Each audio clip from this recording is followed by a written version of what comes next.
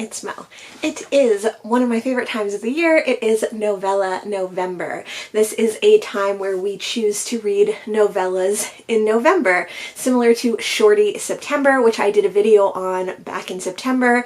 And in that video, I did show you a huge stack of my novellas that I have to read or that I want to read this year or in the future. But today I'm here to show you some of my all-time favorite novellas. I consider novellas to be 175 pages or below, and then anything from 175 to 250 I consider like short novels, and then novels, tomes, epics, etc. Novella November is a great time to focus on novellas and read very short books. Novella November is also a great time to catch up on your reading goal. If you set a number goal for the books that you wanted to read in 2022, this is a great time to read a bunch of very short books and catch up with that goal or surpass it if that's where you're at. I divided my novellas into 3 stacks. The first stack is books that I read pre-BookTube, maybe some I need to revisit. The next stack is books that I've read since joining BookTube, but before 2022. And the final stack is novellas that I have read in 2022.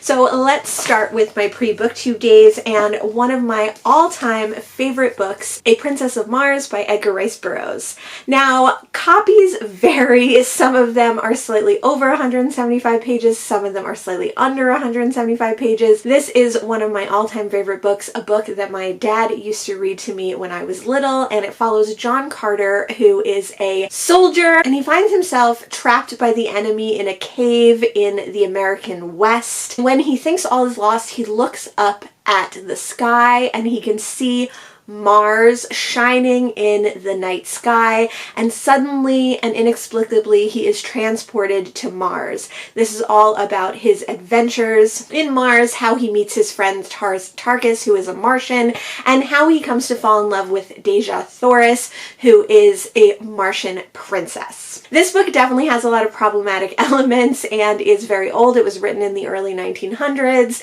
and it was written as a serial in different publications. So it has very episodic chapters, and each chapter kind of leaves you on a cliffhanger. Even though there's whole passages of him like walking down corridors, this is a fast-paced and easy to read, fun sci-fi classic. And this cover by Franz Frazetta is just beautiful. Another all-time favorite novella for me is Siddhartha by Hermann Hesse. I haven't read any other Hermann Hesse, but I've recently acquired some of his other novellas, and I definitely look forward to reading more of his work. But I've read Siddhartha multiple times, probably more than 5, and I love this short novel.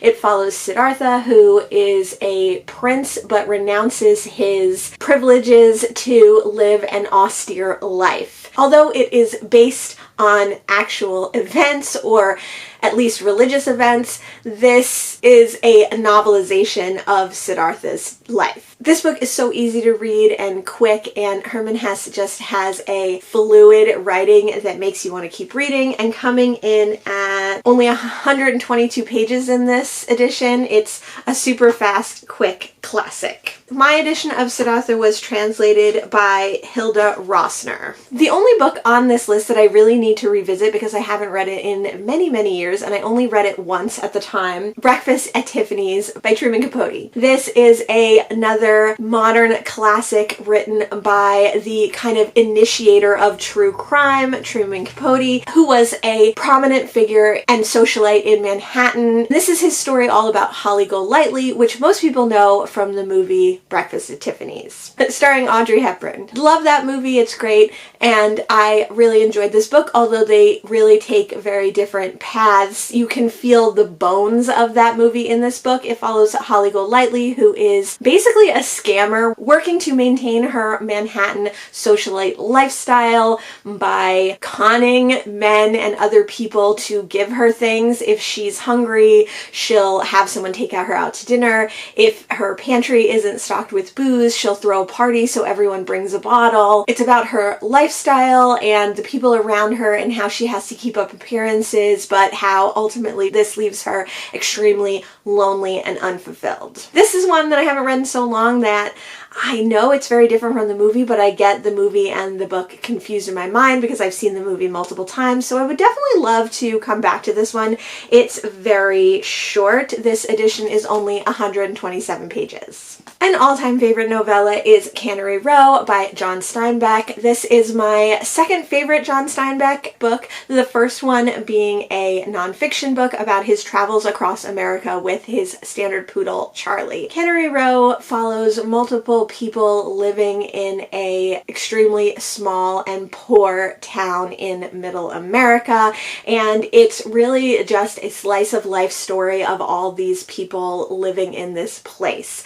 I've read this one multiple times, but I couldn't tell you like the plot of this book or any of its characters. I just remember the feeling of it being a true modern classic and also the American vibe that you want from Steinbeck. This is one that I would, again, love to revisit even though I've read it several times before. Finally, my pre-BookTube days, one of my all-time favorite novellas is The Great Gatsby by F. Scott Fitzgerald. This one is a polarizing one. Some people love this modern classic, some people hate it.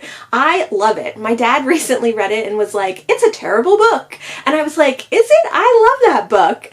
This follows Nick, who is a middle-class New Yorker spending his summer on Long Island. He is a writer and he wants to experience the opulence of a Long Island summer, and he happens to fall into the exact right place because he meets Gatsby, who is a super rich self-made businessman. Gatsby takes a liking to Nick and they become friends of a sort. Nick learns more about the lives of the rich and famous, and maybe they're not all to his expectations or liking, but he becomes entangled in their lives and dramas over one summer. This is a classic novel. There's also been quite a few movies made out of this one, so it would be no surprise if you've already seen one of the adaptations or you've already read this book, but if you haven't, I definitely suggest reading it as, again, a great American novella. Since November is also Nonfiction November, I thought I would talk about 3 short nonfiction books really quick as well.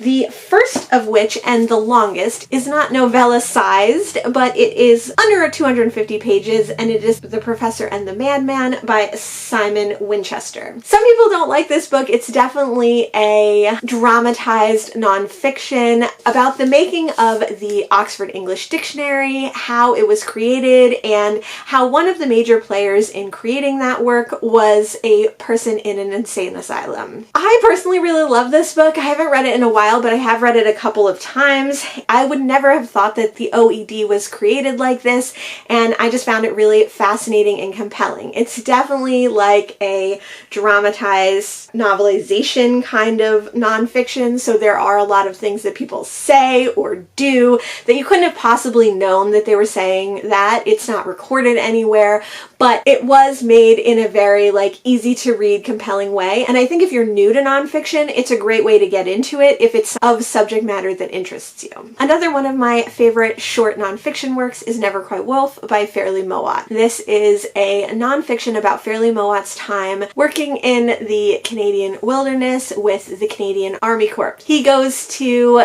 a remote place in Canada to study diminished populations of the caribou and to see if wolves are the cause of the declining numbers of caribou across Canada. Turns out that they're not, but he has many wild adventures living on his own for a year or more in the Canadian wilderness through extreme cold, summertime, and he finds out what's driving the caribou numbers to drop and what's driving the wolf numbers to drop.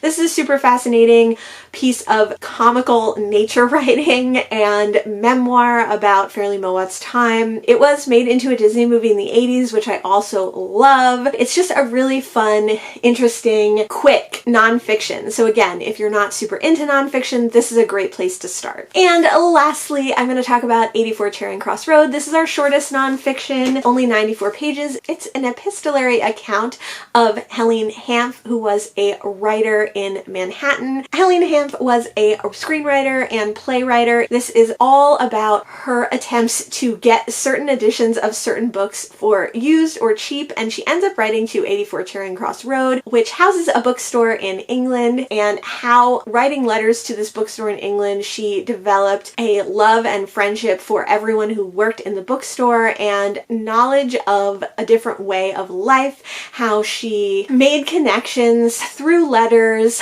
across the pond to England. Such an interesting short little book. It doesn't have every letter that she wrote to 84 Charing Cross and her contact there, Frank, but it does have many of them, and it tells a touching and heartwarming story, and it is well worth the read. Another great introduction to nonfiction, and super short and super quick. It's editing Mo here, and while I was editing this video, I realized that 21 novellas and 3 nonfiction are far too many to include in one video, especially when I gush about them because they are my favorites. So we're going to end this first edition of Novella November novella recommendations here, and you will see the next installment and the next part where I talk about the novellas that I've read since joining BookTube but before 2022, and my favorite novellas that I've read so far in 2022. Make sure that you come back in a few days for that video. In the meantime, let me know what your all-time favorite novella is, and let me know a short nonfiction that you would recommend for Nonfiction November. Thanks so much for joining me today, and I'll see you in the next one. Bye!